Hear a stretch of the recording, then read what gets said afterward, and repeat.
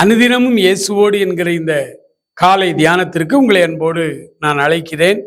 பிரியமானவர்களே, நம்முடைய ஆவிக்குரிய மனிதனுடைய வளர்ச்சியை குறித்து, ஆவிக்குரிய வாழ்வை குறித்தும், இந்த படைப்பின் நோக்கங்களை குறித்து நம்ம தியானித்துக் கொண்டிருக்கிறோம். ஒவ்வொரு நாளும் தொடர் செய்தியா வர்றதுனால நீங்கள் இந்த தொடர் செய்திகளை ஒவ்வொரு நாளும் காண தவறாமல் பாருங்கள். மாத்திரமல்ல, ஒருவேளை நீங்கள் பார்க்காமல் விட்டுவிட்டால் இவைகள் எல்லாமே என்னுடைய யூடியூப் தளத்தில் சாம்ராஜ் ரேமா மிஷன் என்கிற யூடியூப் தளத்தில் எல்லாமே அங்கே இருக்கிறது. நீங்கள் அதை எடுத்து விடுபட்ட செய்திகளை கூட நீங்கள் படித்து ஒரே சீராய் ஆண்டவருக்குள் வளருவதற்கு இந்த காலை ஆகாரம் நமக்கு சத்தான ஆகாரமாய் ஆண்டவர் நமக்கு தருகிறார். இப்போ அப்போஸ்தலர் 19ஆம் அதிகாரத்திலே முதல் 2 வசனத்தை உங்களுக்காக நான் வாசிக்கிறேன். அப்பல்லோ என்பவன் கொரிந்து பட்டணத்திலே இருக்கையில் பவுல் மேடான தேசங்கள் வழியாய் போய் எபேசுவுக்கு வந்தான். அங்கே சில சீஷரை கண்டு, 2வது வசனம் சொல்லுது, நீங்கள் விசுவாசிகள் ஆனபோது பரிசுத்த ஆவியை பெற்றீர்களா என்று கேட்டான்.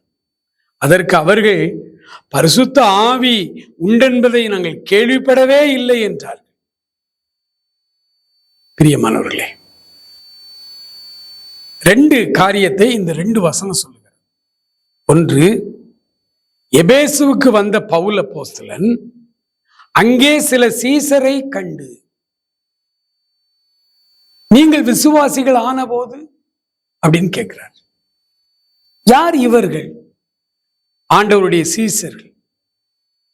அப்ப முதலாக ஆண்டவரை ஏற்றுக்கொண்ட பிள்ளைகளுக்கு சீசர்கள்னா பெயர்.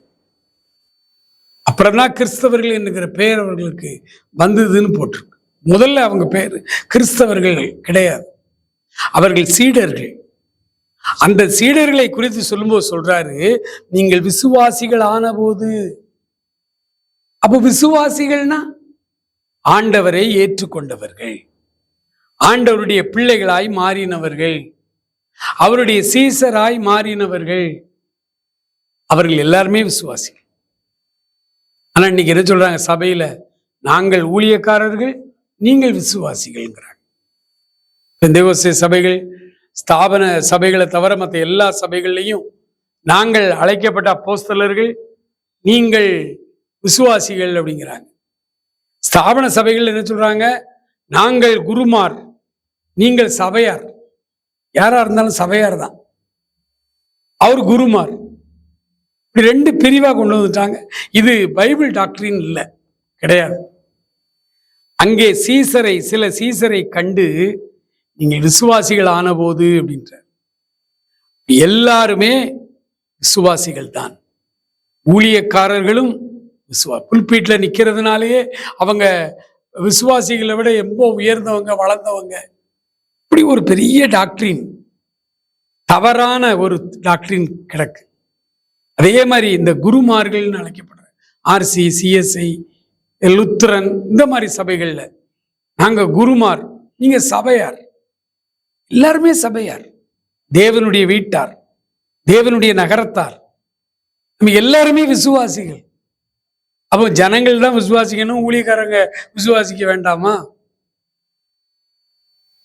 அப்படிங்க அவர் சொல்றார் பாருங்க, அங்கே சில சீசரை கண்டு நீங்கள் விசுவாசிகள் ஆனபோது பரிசுத்தாவியை பெற்றீர்களா? பரிசுத்தாவி உண்டு என்பதை நாங்கள் கேள்விப்படவே இல்லையே. எனக்கு அன்பானவர்களே, நீங்கள் விசுவாசிகள் ஆன போதுன்னு போட்டிருக்க அந்த வசனத்துக்கு விளக்கம் என்ன? ஆண்டவராய் இயேசு கிறிஸ்துவை சொந்த ரட்சகராய் ஒரு மனிதன் ஏற்றுக்கொண்டு இந்த ரட்சிப்பின் அனுபவத்துக்குள்ளே வரும் பொழுது அவனுக்குள்ளே செத்து போய் இருந்த அந்த ஆவிக்குரிய உள்ளான மனிதனை ஆண்டவர் உயிர்ப்பிக்கும் பொழுது அவர்கள் அதிலே வளருவதற்கு முதல் தேவை தேவன் பேரில் வைக்கும் விசுவாசம்.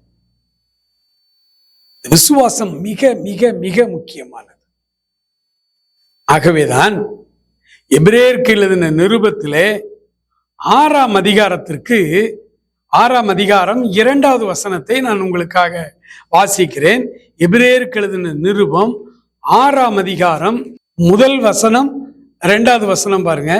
ஆகையால் கிறிஸ்துவை பற்றி சொல்லிய மூல உபதேச வசனங்களை நாம் விட்டு செத்த கிரியைகளுக்கு நீங்களாகும் மனம் திரும்புதல் தேவன் பேரில் வைக்கும் விசுவாசம். முதல்ல மனம் திரும்புதல், அடுத்து நம்ம விசுவாசத்துல வளரணும். நம்முடைய உள்ளான மனிதன் விசுவாசத்தில் வளர வேண்டும். ஆண்டவர்கிட்ட சொல்லுவோம், ஆண்டவரே ஒவ்வொரு நாளும் நான் உம்மை பற்றும் விசுவாசத்தில் வளர எனக்கு உதவி செய். மகா இரக்கம் இல்லைங்களா ஆண்டவரே, உள்ளத்தின் ஆழத்திலிருந்து உம்மை துதிக்கிறோம். நாங்கள் உம்மை ஏற்றுக்கொண்ட புதியதுல ஆண்டவரே நாங்கள் வளருவதற்கு நீங்கள் கொடுத்திருக்கிற முதல் சத்தியம் விசுவாச வாழ்வு. இந்த விசுவாச வாழ்வை இறுதி மூச்சு வரை நாங்கள் பின்பற்ற உதவி செய்யும்.